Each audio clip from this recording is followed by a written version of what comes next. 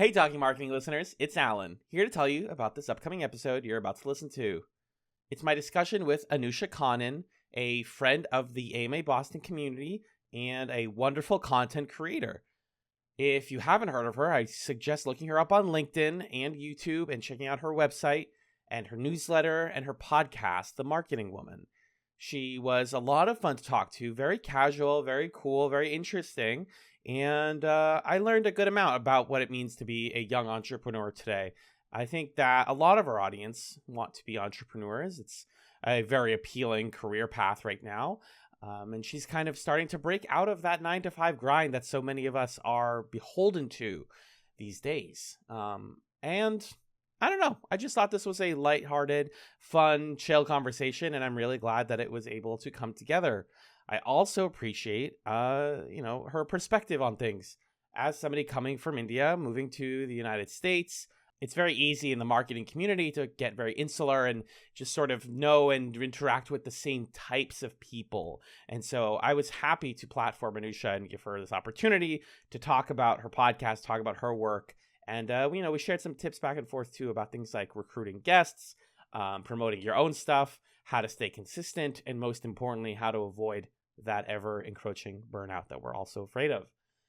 I really hope you enjoy the episode, and as always, I'm going to recommend that you all check out amaboston.org when you're done listening to the episode. Besides having links to Talking Marketing, we also have the wonderful AMA Boston blog, which is currently being run by co-VP of Content Victoria Franco, although those responsibilities will be shifting soon, and we can announce that. We also have an events calendar. So if you're in the greater Boston area and you want to meet us or go to meet some wonderful other Boston marketers, the AMA Boston calendar on our website, on our LinkedIn, on all of our socials is going to point you in that right direction. We just had a wonderful event seeing the Woo Sox as the AMA Boston community. We got tickets for everybody to go see the Woo Sox, which is a minor league baseball league based out of Worcester, Mass. And that was a ton of fun. We got to explore the Worcester area and meet some cool people. We don't have our events just yet as of this recording for the month of August, but definitely check things out. If you're interested in volunteering, you can reach out to me. I'm Alan Ibrahim on LinkedIn and social media, A. Ibrahim MKT on Twitter specifically. And I can point you in the right direction if you want to help me produce this podcast, if you want to help us work on the blog, if you want to help us on one of our many other teams like social media, programming, sponsorship, volunteers, public relations, one of our newest teams led by VP Laura Grable. We're doing a lot of really cool stuff. I can't possibly mention all of it. And I just wanted to shout that all out before getting into my discussion with Anusha Kannan. Hello and welcome to Talking Marketing, an AMA Boston podcast where we chat with marketing professionals across various industries and try to get to the core of what makes their work impactful. I'm Alan Ibrahim, your host and co-VP of content for the American Marketing Association's Boston chapter. And today I'm very excited to welcome today's guest. She's a business analyst by day, a podcaster by night. She created and hosts the Marketing Woman podcast, and her newsletter, the Elevare Gazette, is teaching folks worldwide about business and data. Welcome, Anusha Kannan, to Talking Marketing. Hi, thank you so much for having me. That was such a great introduction. Thank you. I, when I started doing this, I was like, I don't know what to say. And I always asked for tweaks and stuff. And it's like, just gas you up. That's what it's all about. So. Oh, it's perfect. Love that. And it was easy to gas you up because you're multi-hyphenate, Anusha. You have so many things to your name between the newsletter and the podcast and your LinkedIn presence and everything. Yeah, I feel like my name itself is too long for people to pronounce. I'm like, please call me Anusha Kannan. I understand that it's too long. It's Anusha Ramesh Kannan, if I'm not mistaken, right? It's Anusha. Okay. Yeah, it's Anusha Ramesh Kannan. Yeah. To me, not that bad. I always ask people when they have names that are, not Western traditional. I'm like, just let me say it. Like, teach me my best. If I butcher it, I'll take the embarrassment. But I want to say people's names and give them their flowers, so to speak. So I appreciate you mentioning that. But let's get right into the talk. Yeah, got a lot of great questions here. Mm-hmm. So we did our prep call a few days ago, and you mentioned the influence of family in your job and all of that. So I'm curious, like, with your family background and who you are today, what influenced your career path? You're doing work with business for your day job. You're, trying to transition into a full-time marketing role. So what influenced your career path today? Absolutely. So I think I'm actually an engineer turned marketer.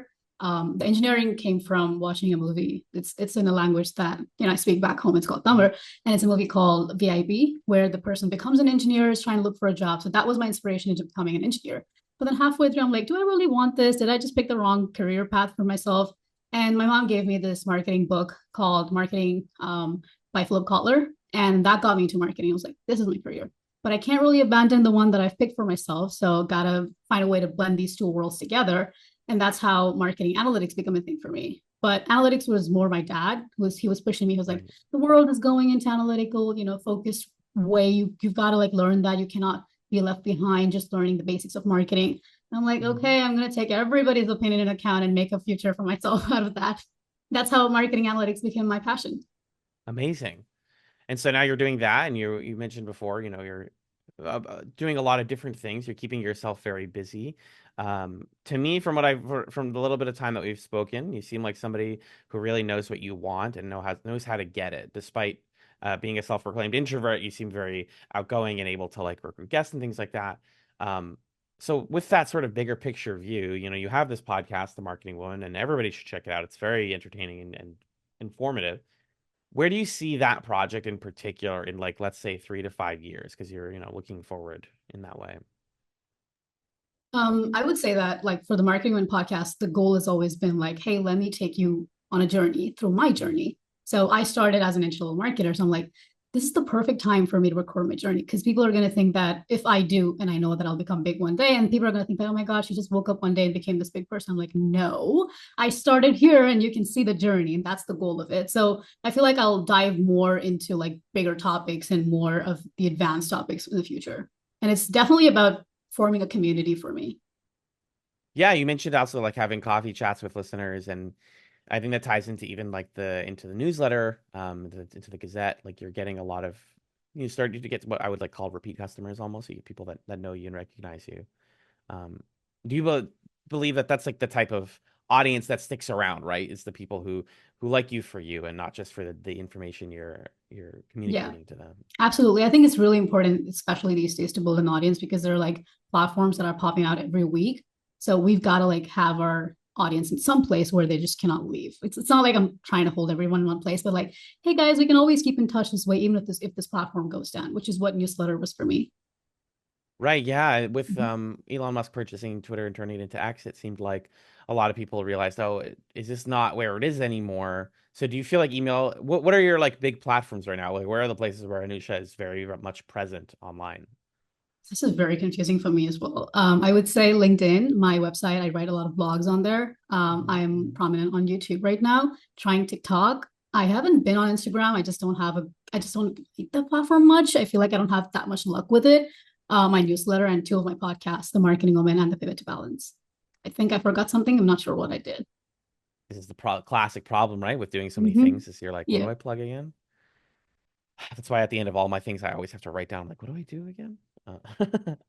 Um, yeah, I've noticed too that like I still use my Twitter. I use my personal Twitter. My business focused one is like very sanitary, and I try not to post on there anything controversial. But I only stay on my personal one because I've had it since like 2008. Like it's sort of my journal at this point. But I'm not a fan of where the platform's been going. I feel comfortable saying that. You mentioned though that like a lot of platforms are changing. It's interesting. I saw this thread today about like what are people asking like what are some ideas, memes, concepts that really blew up on Instagram separately from TikTok, like Instagram Reels. And it's interesting because a lot of responses were like, well, aren't they? Isn't it just recycled content, right? Because you're making all this content, and we talked in our prep call about repurposing stuff, but uh, in some sense, there are certain bits of culture that transfer over to Instagram Reels, and people like them there, and they don't blow up on TikTok in the same way. Uh, so I'm curious, like, is there something about that you think is interesting too? Like this idea that our platforms are not all working in the same way, even though a lot of them do the same thing. This short form video stuff, this informational stuff, it's useful everywhere, but like your voice may be more vocal on certain platforms. Yeah, I do feel that. Lately, I've been trying out TikTok for career focused content. Right. So that is working out pretty well. But I've also seen people try the same thing on Instagram, but very few people have luck with that. So I feel like Instagram is more of the fun social life, like show me where you're traveling to, like that kind of and Sure. platform, whereas TikTok is like, we'll welcome all type of content. Like we've got audience for everything, is what I feel. Twitter, I just don't like the character limitation, even though I know that we're supposed to say everything and under those characters, you're supposed to Sure. articulate what you want to say. But sometimes I'm like, you know what? I'm a yapper. I have a lot to say. I can't do this. I need a platform where I can talk more. Absolutely. Professional yapper, a fellow professional yapper. Mm-hmm. Yeah, and then I guess that brings it back to LinkedIn, right? That's like the platform where a lot of people may recognize your name or have seen your profile pic. And it's this thing about algorithmic feeds where, we mentioned that like a lot of people seem to think that you're posting there every single day, where in reality, you're actually taking very healthy breaks, it seems like, and it's just that the algorithm periodically says, "Hey, did you know Anusha posted something?" No, I think, absolutely. yeah, Yeah. algorithmic feeds can be a blessing and a curse for marketers and content creators Mm-hmm. because Yeah. you're getting so much stuff that like these algorithms hopefully know what you like and what you engage with, but Mm-hmm. often they just kind of, as we talked about, like repeatedly put the same thing down your feed. No, Um, absolutely. Yeah, I do feel like I've seen posts that were posted 2 weeks ago. I'm like, wow, I can't really comment now because it's like past news. So yeah, I'm just gonna DM them. right. So speaking of consistency, though, this is actually one of the. I have a couple questions here that come from a wonderful volunteer on our content team here, Sanya. How do you manage the challenges of creating engaging content consistently? Because you're, like I said, taking breaks, but you've kept a pretty steady stream for the past couple of years. Yeah, so I would say that I wake up early in the morning, which is like crazy. And I've talked about this to a lot of people before, and they give me like all sorts of faces. I like to wake up in the morning at 3:55, no matter what time I go to sleep. I wake up, maybe I'll go back to sleep after that, but I still wake up at 3:55 because I feel like that's my content time. Yeah, I'm crazy. I didn't want to But look at you and be like, "What?" I'm just interested by yeah, 3:55. That like, why not four? That's because I cool. won't wake up because I know that I'm gonna snooze my alarm. So I'm like, five Uh-huh. minutes buffer time. Yeah. 3:55, but really four. I got you. Really for, yeah. I do like that. I like taking a couple of hours, like when the world's sleeping, I'm just working on Yeah. something, just brainstorming. But I do feel like my content is mostly repurposed. It's not the same. It's not like different platforms of different things. Yeah. Maybe I'll post them at different times, but they're mostly repurposed. Repurpose. Yeah, That's one of the keys to consistency is exactly. repurpose. Yeah. Yeah. And then I guess we were talking about like getting inspired to find new things, and you mentioned like where do you find inspiration, especially for like the newsletter? You're always bringing new info to people. What are your sources of inspiration there? Mostly just what I'm learning. That is the number one source of information and like kind of inspiration for me. But the Mhm. second one would be like reading books. I think when you read, you kind of can do a lot more content. I talk to a lot of people. I kind of not stalk in an illegal way, but I do look at everyone's experiences. I'm like, where did you Sure. start and where did you end? That's something I do.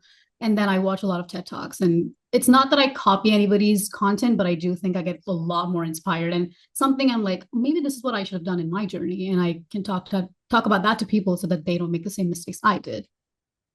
Right. I don't think I don't. We joked about this on the call about it being stalking, but I think learning from your inspirations and basing starting with what they did and then building off of it is actually like really good advice, and it's something I recommend to a lot of people getting into content creation or writing or anything like that is start with what has already been done. Like don't pretend the past doesn't exist and build from there because that's where that's where innovation happens is when you go beyond what's Yeah. already been done. Mm-hmm. And so with that, you're also like you seem pretty motivated. You seem pretty engaged. Like what keeps you motivated in all of these different projects and roles? Is there like an end goal for all of this, or is it just like you find joy in it and these simple joys of life? What keeps me going is coffee, but why I do this is I just feel really happy when I do this. When I hear people say like, "Hey, this one piece of your post it really helped me think about it another way." It just makes me feel like I'm doing something right because I do have people that I look up to, and I feel like I'm just following their footsteps. Right, exactly. Going back to what we were Yeah, just talking about.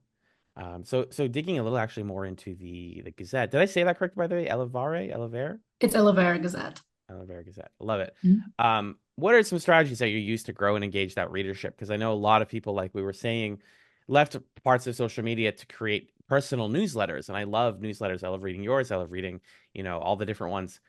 But growing that audience from zero is pretty challenging, and I'm curious what has worked and not worked for you. Yeah, thank you. I do feel like I've plugged that in all of my episodes on my podcast. So Yep. that's something that has worked. And I've also like pushed all of my friends to kind of get on the newsletter to like forward it to people. That has really worked as well, surprisingly. And I would say that I have a schedule and I never Mhm. try not to miss out on that every time. So it's every Sunday and Thursdays. So I feel Right. like people know what to expect. And I did have one of the readers tell me, like, can you just keep it really small? Because I like that. And it's easy to read. And I don't want to wake up on a Sunday afternoon and go through like 200 lines of newsletters. Like, I just want Sure. to like read whatever it is that I need to take away from that and just go with it. So I'm like, that is a great advice because I feel like I also subscribe to a lot of newsletters Hmm. and they're Hmm. so long, they're so informative. I'm like, I can't do this. It's a Sunday. My brain can't take this. So Yeah. my goal has always been let's keep it short and simple, just like how I would read it. That has been my goal, and that has worked pretty well for me.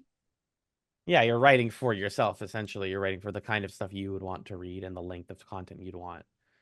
And I think that short form stuff is good because, there's only so much time you have to capture the reader's attention. And especially with a newsletter, it's like I could just click that archive button as soon as I get bored, just boop, and then I'm never looking at it again. And so if they don't get the meat and potatoes of what you're trying to communicate, then, you're wasting time essentially. And you've, like I said, found, I think, some success in this whole journey. How do you define success in your professional journey? What is like a moment where you said to yourself, "Wow, I'm really doing this. This is like turning into something." I would say it's the Marketing Woman podcast. I definitely didn't see it becoming this big. It was just Hmm. a funny way of me just explaining things, thinking nobody's ever going to listen to it. But I feel like people have been listening to it and people have been recognizing it. And I just love that whatever I intended for it to be is what it's becoming, just helping people and taking them on my journey. That is Hmm. definitely one of the things that I would say, like helping people and just helping them realize things that they might have not thought about and also learning from them. So I don't feel like I'm only preaching, I'm also learning a lot from people. For me, Right. success is all about just, hey, do I like what I'm doing? If I don't, it's going to be bad. So I do want to love what I'm doing. You gotta. Yeah, and you mentioned this great point about that. We hear classically, but it's good to reiterate. You don't want to be the smartest person in the room. And when you're a podcast host, you get to listen as much as you talk and hopefully just like suck up as much knowledge like a sponge as you can. And then communicate that to the listener, Um, so, Absolutely. so we talked about your background. You've been, started doing a little bit of engineering work or in engineering school, and then transitioned into business and marketing and data and all that wonderful stuff. Um, that also means that you've been pretty global, starting out in India, going to Boston and then Cleveland. How has living in those diverse environments contributed to your personal and professional growth? Absolutely. I think back in India, I was just, silver spoon kid. I had everything given to me. So I really didn't have to do anything. And going to school was like, oh, it's just another day, wake up and go to school. But now when I moved to Boston, it was like, I have to feed myself and I have to do everything by myself. Right. And I'm Yep. in a country where I don't really know anybody and I have to meet new people, don't know if I can trust, start building my career from scratch. And that was a great learning for me. Mhm. And then back again, like I moved to Cleveland where I didn't really exactly know again. It was like 1 year, restart again. That was a very different journey from being in Boston because I feel like Boston is a city where you have so many people that are driven and looking to, grow as a person and professional. But Yes. Cleveland is not like that. So it's a very different environment. So I'm like, what is this place going to do to me personally and professionally? And it has definitely been challenging to be in Cleveland, but I do feel like when that's a big lesson for me. Like you can't choose your career based on just like money. You also have to keep in account that you need to grow as a person and a professional. And it's important to be surrounded by people, not just at your workplace, but also in the city where you're living in. Like that is very important. And that's a big key takeaway for me this year. Right. In the community you find, like you said, it's not just a work Exactly. community. While that is important, it's like, who do you do sports with? Who do you get dinner with? That kind of thing. And it's funny, like we are an AMA Boston podcast, as you know, and we're Boston based. And I have had friends and community from Cleveland, and most people come back because they're like, oh, there just isn't much here. So it's funny that your story Yeah. has unintentionally become an advertisement for the city of Boston, Right. intentionally. It is. Oh, yeah. It's definitely intentional. I do feel like Boston has a lot to offer. Mhm. People that are in Boston, if you don't realize that, please just like go take your gratitude journal and say, I'm so grateful to be in Boston because you've got Right. to be grateful for it. Yeah, it's a wonderful city, and there's a reason, we've at AMA here stuck around, and why I've stuck around is like I think also just like talking about city design stuff, if we can have this little tangent, it's a good size. You know what I mean? Like it's manageable. If I have a friend from out of the country, my uncle from France came to visit recently, he said, "Oh, I'd like to see Boston." Like I can show him most of the city of Boston in one day. If he goes to New York, like Yeah. that's like 3, 4 days to like hit all the different Right. boroughs, and then even then, I don't feel like I have a good picture of everything. It's a unique feature of Boston. Even like San Francisco is like doable in a day, but it's like some of it is more walkable than others, or Los Angeles, same thing. Some of it's drivable. I think Boston uniquely fits this like walkable, drivable, smaller city with really Right. great. I also feel like Boston has like this good balance between work and life. It's not work, work, work like New York. It's also like not too much like, oh, we'll just relax and chill. It's not like Cleveland. It's got a good balance, is what I feel. Well, yeah, I think the maybe younger people now are in Boston. The thought is like biotech and finance. This is like where so much growth is happening career-wise for people. Whereas people like us who are like in data or in marketing, there is a little bit better work-life balance, and certainly better than, yeah, other cities, I would say. I have the pleasure of working right now with the T in the financial district, which feels like the hub of like business finance bros, and it can be kind of jarring. Like I work my 8 hours and then I make podcasts and I have a nice like work-life balance, and I see all these guys that are like, running to meetings and like eating these quick little micro lunches and getting places. Like I could never see myself doing that. Dude, I'm assuming you're the same. You're not really the hustle and bustle kind of girl.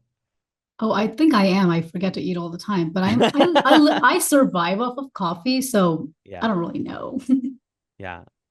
What's your I'm also cribbing this from our friend Pat Cooper's Brand Over Brews podcast. What's your preferred like coffee method? Are you a home brewer, I'm assuming? I do Are you buying coffee drink every a day? lot of I do drink a lot of instant coffee because I feel like that's just easier. So just Yeah. but I do add milk to my coffee. So it's a lot more difficult to make that because like milk, water, gotta remember to put my creamer in it. I put milk and creamer, which people just give me like the bad look. Like they're like, why do you do Interesting. this? Why do you do this? Are you crazy? I'm like, I am crazy and I will do this. And it works for me. So, It works. Yeah. yeah, I've been drinking black coffee for years now, and recently I was like, why did I choose to be like this? Like I tried milk again and I loved it. I was like, oh man, coffee just got better for me, and like my stomach doesn't feel as, on fire. That's really Right. interesting. Right. I do think like for the amount of coffee I drink, if I just drink straight up black coffee, I'm gonna have a stroke and You can that's have not good for a anybody. GI problem and a stroke at the same time. Yes, Yeah. exactly.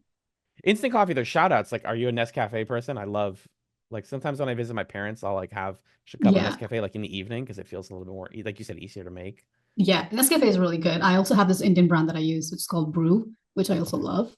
Yeah, they taste the same. Yeah. Right, right, right. Mhm. People out there need to try instant coffee and not knock it before they try it because it's very good. Um, so we're talking about your free time, and besides drinking a lot of coffee, what else do you do with your free time outside of work and your multiple personal projects? I read books and then I go to the gym. I'm a Nice. really boring person. I don't think you're boring. I think you're busy. And it seems like, you find joy and fulfillment in being busy. People say that all the time when they're on the show. They say, "Oh, I'm boring. I just do." Everybody runs. Everybody in marketing runs for some. I'm assuming, are you a runner at all? I do, but I'm like, I don't like it, but I'll just do it, I guess, because everybody's doing it and everybody's doing marathons these days. I'm like, I feel left out. I have to do this. I've got up my game. Yeah, there's this meme actually I saw on Twitter recently that was like, for some reason, whenever we turn 30, we suddenly decide like I could do a half marathon. And it's like, why? What inspired you to do that? Who's doing that? Yeah, I Yeah, was in running absolutely. for a while until I suffered a heel injury and then Mhm. just switched to more traditional gym workouts. So I'm right there with you. What are some books that you're like reading right now? What are you enjoying on the reading front? I've been reading Netflix's book on the culture that they have, and I've been like yapping about it on LinkedIn and that stuff. Yeah, I've never thought about culture before. I've definitely thought about like who's going to be my coworker, what am I going to do, what are my roles and responsibilities going to be, but I've never thought about culture. And I right. think, especially this year, I've just been thinking a lot about it. I'm like, because it's my first year actually working a full-time job. I'm like noticing people, learning from them, noticing my friends talk about culture. And it's Yeah. just been so eye-opening for me. And I feel like we can learn a lot from Netflix's culture. Yeah, so when was the book released? Do you know? I think like years ago. And Okay. I just got it. Yeah. So pre-pandemic is what you're saying. Yeah. Mhm. I only mention that because I've noticed a really large shift in how culture changed in different businesses, like since the pandemic, because obviously the easy, like the commonly spoken about stuff, like everybody's forgotten how to socialize. We're on video calls so much, and as a hybrid workplace, I find it difficult to make good social connections because I go into the office to have team calls with people who are at home. And it's like, why am I coming into an office to talk to people who are at home? And then when I'm at home, it's the opposite. It just keeps, we don't sync up in the right ways. Um, do you see that? Like, do you see office culture returning to like a more traditional in-person environment across the board, or what do you think about that? I think people are going to really hate me for saying this, but I would prefer that to be in person than remote because I feel like you're focused. I do like the whole like come into work, like you have like dedicated hours there. But I also think there's pros and cons to both of these. When you're at home working from home, you get a lot of your time back. You get to spend time with family. You don't have to like rush to get to work. Commute time is decreased. But at office, it's just different. Like you get to meet people. You're more concentrated. You're more focused on what you're doing, which I don't think is much when you're at home. But I guess Mhm. it's like, hey, what is work? What works for a certain team? Like, what are the individuals like in that team? Yeah, I actually don't think that many people listening would be like surprised or angry at you for saying that. Like I remember a while back we did an interview with two students from Emerson College, and these are like people in the middle of college, and they said that both of them really wanted in-person work. And it's what you're talking about. Like they want culture like Netflix. They want an office environment. And I can't speak highly enough of the feeling of putting the work away and saying, all right, I'm no longer thinking about it. That's no longer who I am. Yeah, identify yourself by something else. That's something we don't value enough, I think. Even though I agree, like remote work should be an option and it is like super useful and can be you can be way more productive. And I always feel bad when my in-person colleagues say like, "Oh, you guys are remote, you're basically taking a day off," and it's like, well, it doesn't go that way either. Sometimes I'm working Oh, I'm actually actually much. working a lot longer than you are, so Yeah, I don't know when to stop, like you said. I forget. exactly. Yeah.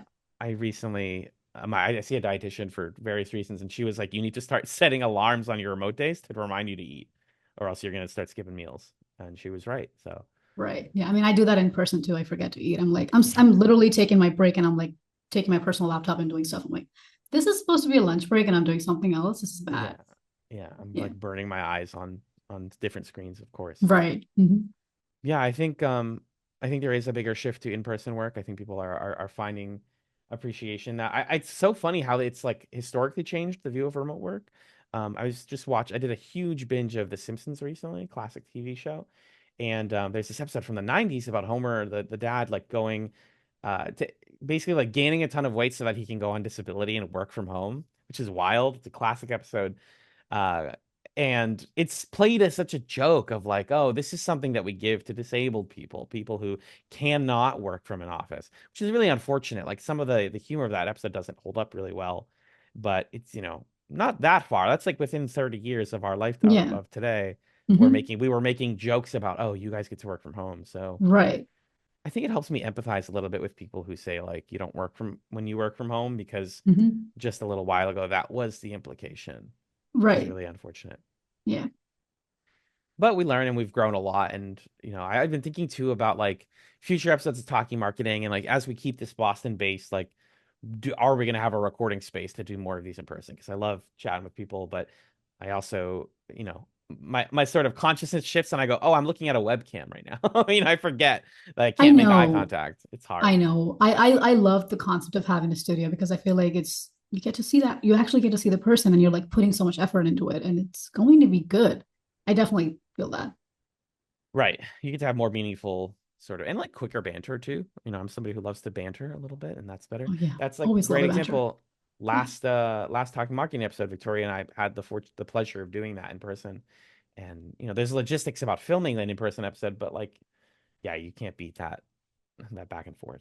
You can beat that, but only if guys subscribe and share the podcast with everybody. Like do that. Support the podcast. There Do you that. go. There you go. I love the plugs. Mhm. Um, so that brings me to the end of my questions, Anisha, for now. I want to ask you, first of all, thank you for being here. You're amazing. And what are some things that you'd like to plug for the audience? Oh, thank you so much for having me. I really loved talking.